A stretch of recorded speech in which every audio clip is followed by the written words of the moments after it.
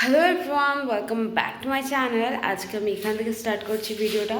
আজকে সেরকম কিছু করার নেই, বাট আজকে আমার ভিডিওটা বানানো হচ্ছে একটা কারণের জন্য। সেটা হলো গিয়ে আজ আমি চুল কাটবো। অনেক দিন পর আই নো, বাট চুল কাটার ইচ্ছে নেই। আর ড্যামেজ হয়ে গেছে যেগুলো, সেগুলোই জাস্ট কাটবো। জাস্ট অল্প কাটবো, এইটুকু। আমি এখন কি বলবো, তো আমার চুল কাটার জন্য আমি কিন্তু পার্লারে যাই না, আমার দিদি কেটে দেয় সব সময়। কারণ আমার কেন জানি মনে হয় আমার ঠিক স্যুট করে না। এনিওয়েজ, চুল পড়া স্টার্ট হয়েছে যবে থেকে আমি পার্লারে কাটি। এটা আমার ধারণা, I don't know about you guys. তোমাদের অনেকের অনেক রকম মত থাকতে পারে, বাট আমার এরকম একটা মত আছে। সো সেটার জন্য আমি আমার দিদি কাটে চুল আমার সবসময়। সো এখন দিদিকে ডাকতে যাব, কারণ আমি দিদিকে সকালবেলা বলে দিয়েছিলাম যে চুল কাটতে হবে, চল আমাকে একটু হেল্প করিস।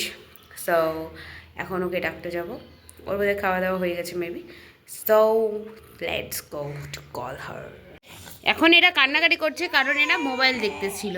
দেখো বাবাই, দেখো মোবাইল দেখতেছিল এরা। মাথার মধ্যে এক গাদা তেল দিয়েছিলাম, সো ওটার জন্য আমি মাথাটা একটু মানে মাথার মধ্যে তেল দিয়েছিলাম, চুলের মধ্যে। তো এখন এটাকে হয়ে গেছে। আমি ভাবতেছি লেন্থ এইটুকু করে দেবো, মানে এতটুকু এতটুকুই ঠিক আছে। এই যে চুল কাটা শুরু হয়ে গেছে আমার, আর চুল কাটা হয়ে গেছে আমার, স্নান করে দেখাচ্ছে। And after bath I look like this, don লাগতেছে।